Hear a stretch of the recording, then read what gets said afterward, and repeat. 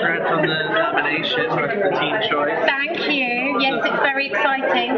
I don't know whether I have to start loving Justin Bieber and develop spots and get very hormonal. So you don't love Justin Bieber currently? But he's not high on my passion list, I have to say. I'm much more of a George Clooney type of gal. All right. But I'm not averse to a little bit of Bieber fever. Now, what besides that, what are you going to do to get the win? To up the ante? Yeah. Oh, I don't know. I've got no idea. I mean, I behave like a teenager most of the time, so I'll probably be able to understand the psyche. You know, it's one of those things where it's really flattering. You know, we take people into the show and you turn around and go, are we still relevant? Do people still care? And the answer is yes and yes, which is delightful. You know, I never in my wildest dreams imagined I was going to be going 10 seasons later. And I came here as an adventure, and it's turned into this wild ride, so I'm hanging on for dear life.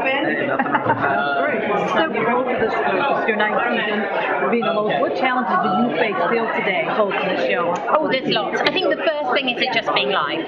So if something happens, you just deal with it and you roll with the punches. Like tonight, my prompter didn't come on for the last link, so I basically made it up. Oh, really? Which at that stage in the show is quite hectic because then I'm doing it to timing, so we don't fall off air and all the rest of it. But I've done live for a very long time, so all these different things have at some stage happened to me one way, whether it's falling over, dropping a mic, prompter not appearing, being ill, getting my first migraine, whatever it is, it's happened. So I think the way to approach it is just even if you really mess up, everybody messes up at some stage in their life, you know, and I think it's how do you handle it when you mess up, and if you handle it with a bit of self-deprecation and you handle it with a bit of charm and a sense of humour and a twinkle in your eye, I think it endears you to the audience. I think the audience quite like it, actually. So it's kind of, there's nothing to be frightened of, but it does definitely, you know, it's a bit like, you know, there's no retakes.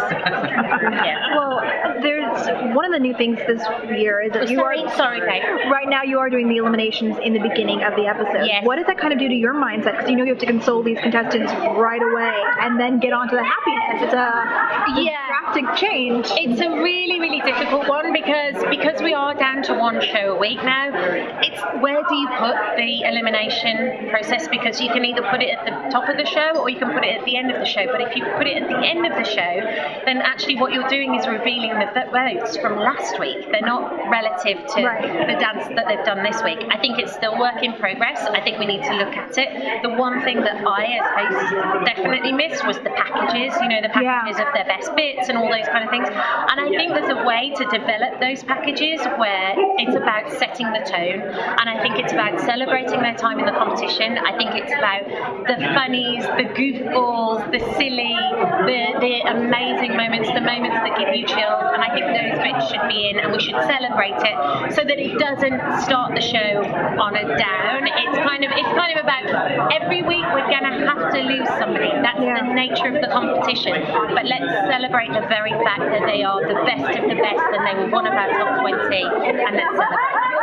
Bouncing off that, are you afraid that someone that would be voted off might sabotage their partner at the end of the night? You know what? I mean, it's definitely something that we talked about, not really in a way where they would deliberately sabotage. I don't think there's any Alexis Carrington Colbys amongst them, do you know what I mean? There's no super pitches. But I think that you could kind of lose it a little bit because it's quite a shock, I think, for people.